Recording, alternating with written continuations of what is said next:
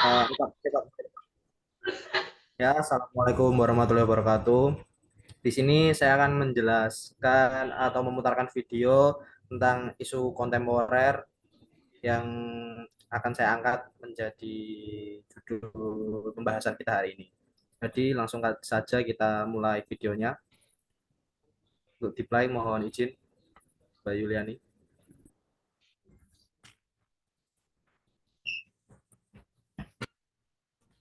Teddy Minahasa, sosok Jenderal Polisi Bintang 2 menjadi sorotan saat momentum Presiden Jokowi memanggil seluruh jajaran petinggi kepolisian pada 14 Oktober lalu.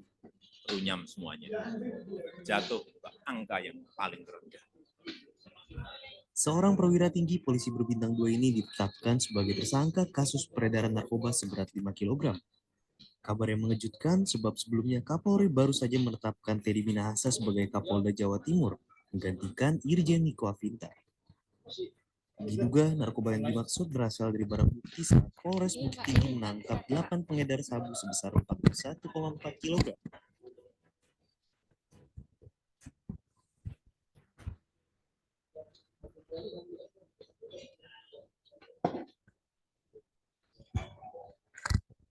Melalui beberapa sumber, kumparan menelusuri skenario penjualan sabu yang diduga dilakukan Teddy Minahasa. 15 Mei 2022, Kapolda Sumbar dan Polres Bukit Tinggi gagalkan pengedaran narkoba jenis sabu dengan hitungan bersih 39,5 kg dan hitungan kotor seberat 41,4 kg.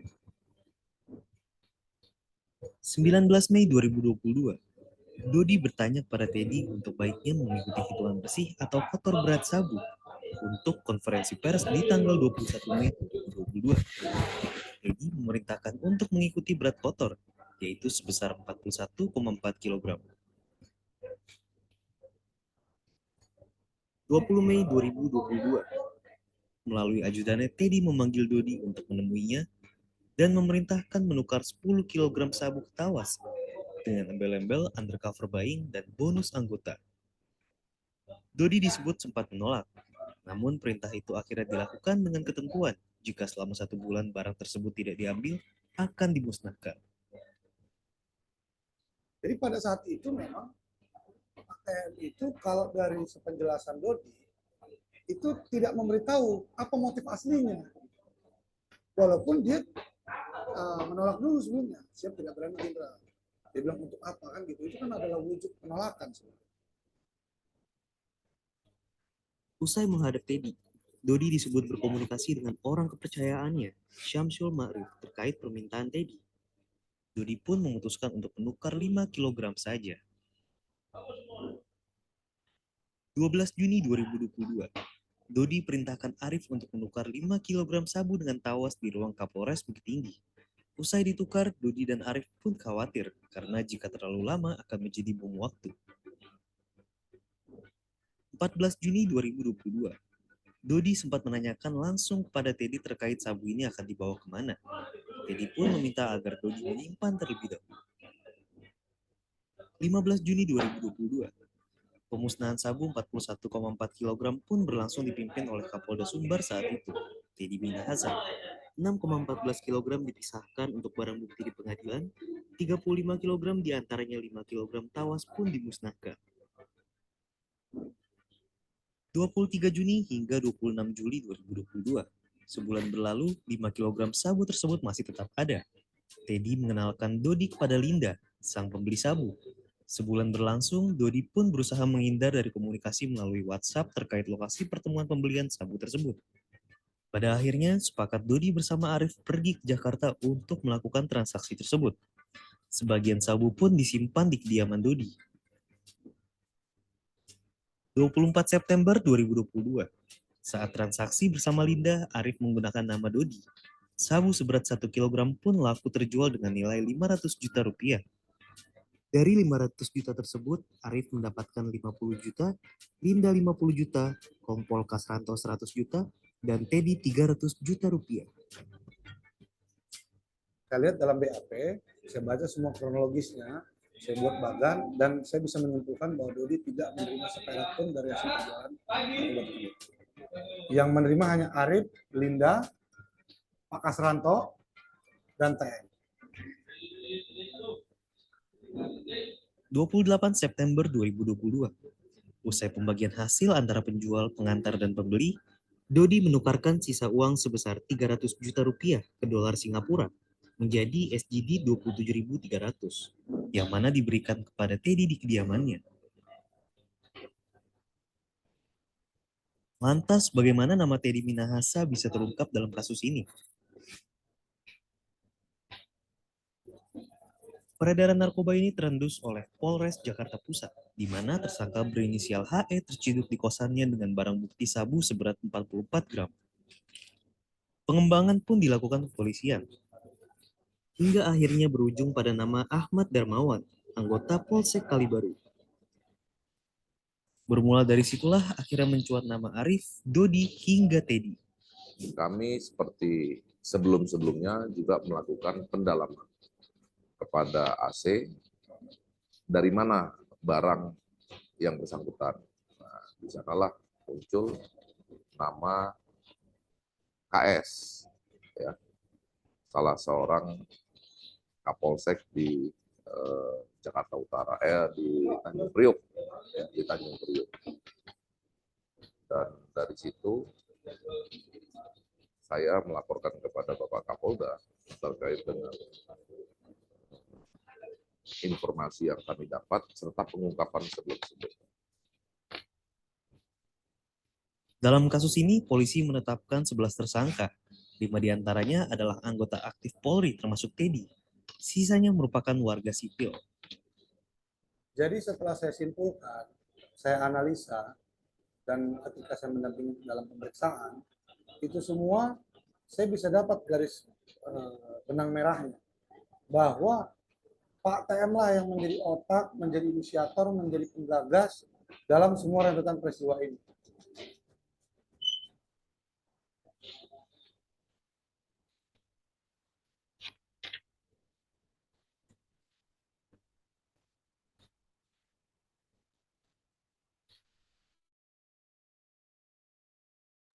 Oke, kita akan segera mulai pembahasannya. Kita akan ke Mas Jensi terlebih dahulu. Kira-kira apakah isi isu kontemporer tersebut, Mas Jensi? Tolong. Terima kasih Mas Gandhi.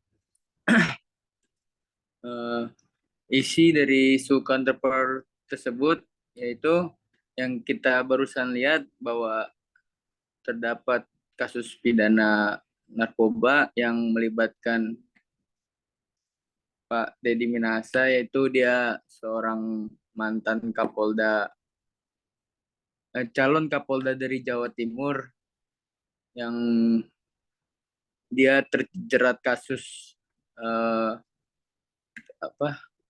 dia awalnya itu terjerat kasus narkoba ya karena dia terdapat bahwa barang hasil sitaan narkoba yaitu barang narkoba isi sabu yang berjumlah 61,4 kg.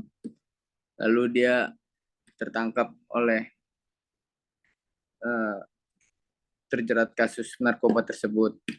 Ya, sekian Pak Gandhi. Oke, kita menuju pertanyaan kedua. Kenapa tersangka melakukan ini dengan sindikat narkoba? Kira-kira Mbak Yuli, silahkan.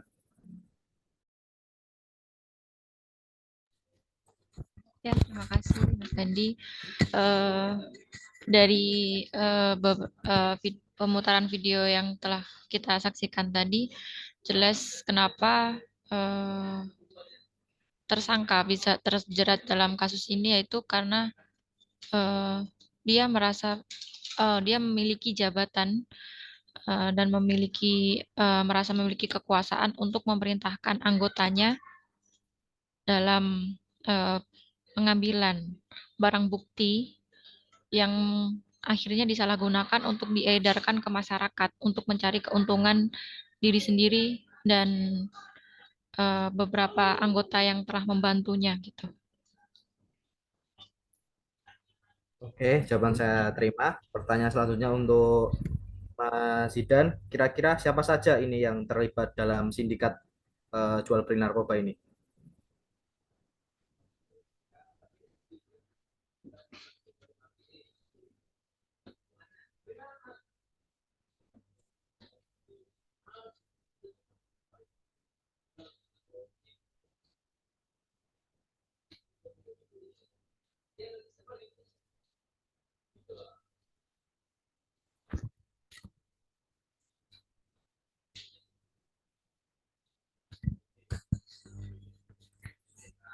Mohon izin, Jaden, suaranya tidak masuk.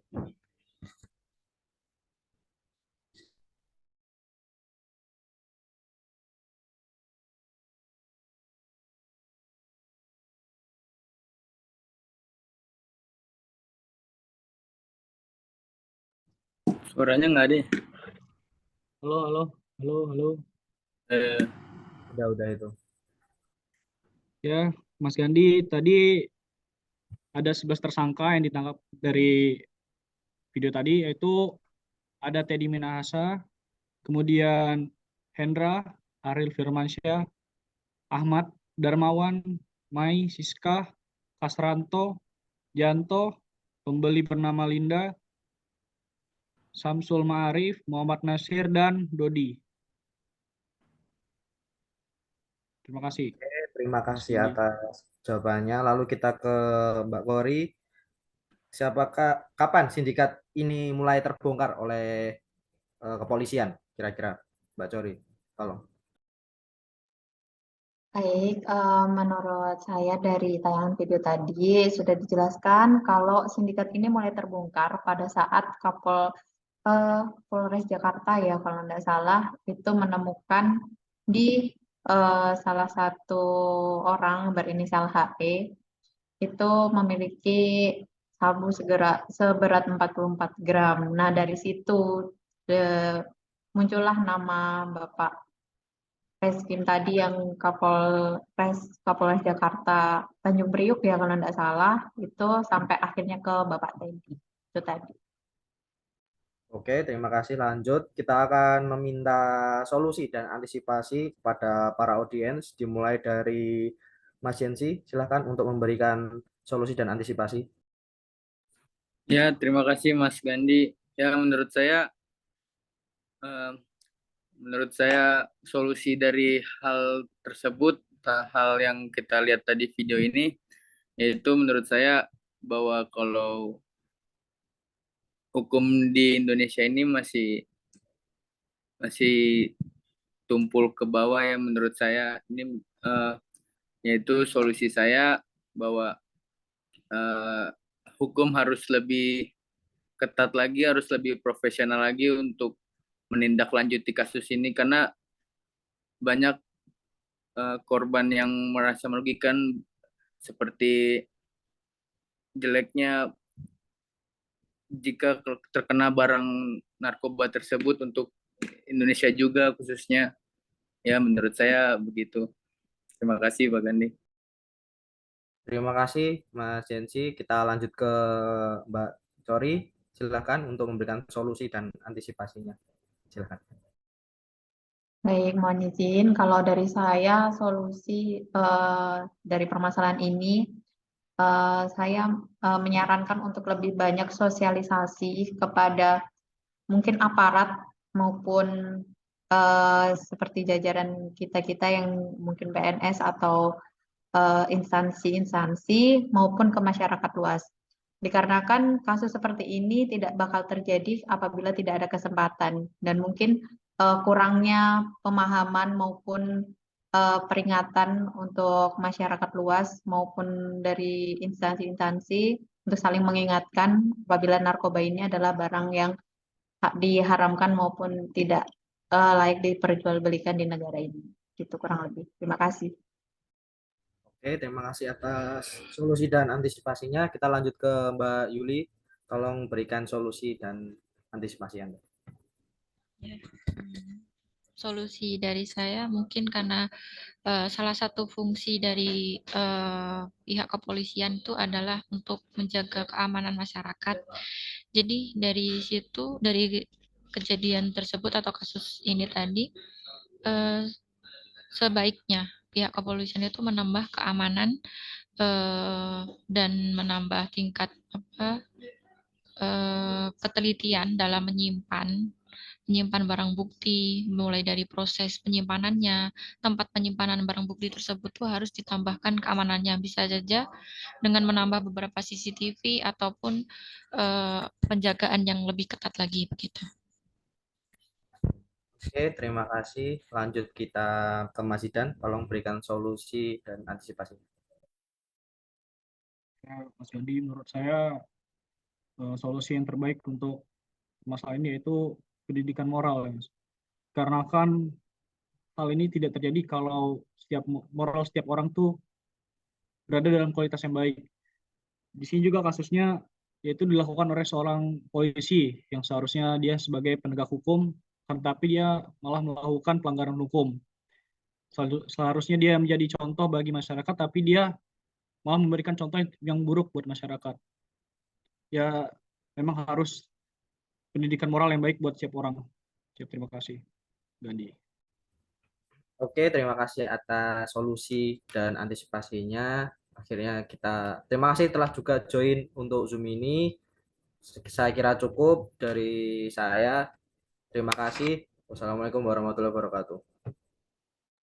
Waalaikumsalam warahmatullahi wabarakatuh. Waalaikumsalam warahmatullahi wabarakatuh.